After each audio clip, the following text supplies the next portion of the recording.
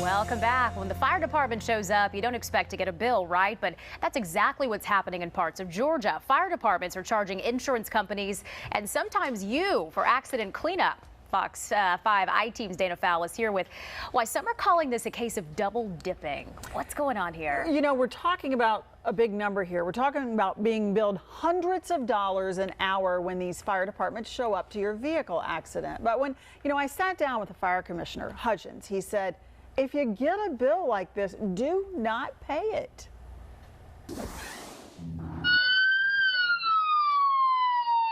My son had an accident, fell asleep after working on his job. Frederick Turner says his son was tired. He had his first big job out of college and he was heading back from Lumpkin County late to the city. He's a mentor with a high school robotics team. And what happened? Dozed off and hit some trees and on a lonely road. The car was totaled, but his son was okay. He'd learned a lesson about getting enough sleep. But his father, well, he was about to learn another one. The fire department has sent an invoice for cleanup. That's correct. How much are we looking at here? That's almost $1,400. A nearly $1,400 bill sent by Fire Recovery USA on behalf of the Lumpkin County Fire Department for emergency response services. The bill originally went to his insurance company, as they usually do, but the claim was denied. That's when he got the bill. The Fox 5 I-Team discovered it's an emerging trend by fire departments in Metro Atlanta to charge for accident cleanup. Mr. Turner's bill was just more than $400 an hour to restore the scene to a non-hazardous condition. Was he carrying some sort of hazardous waste? Nope. The car was relatively intact. It was just smashed? Just smashed. Fire Commissioner Ralph Hudgens couldn't have been more clear when we told him what we'd learned after this December accident in Lumpkin County. They can send a bill, but the consumer does not have to pay it. We didn't have any luck getting the Lumpkin County Fire Chief to take our calls or answer our emails, but the county manager did. And he said, listen, we need to do this to make ends meet. Consider it a user fee. But the commissioner, he doesn't see it that way at all. In fact, he calls it double dipping. If you want a building permit, you pay a fee. There are certain senior citizen things they offer, you pay a fee. He says it's just simply another user fee. They're already being paid for it with the premium tax that we send them. The premium tax, it's a state tax paid by your insurance company.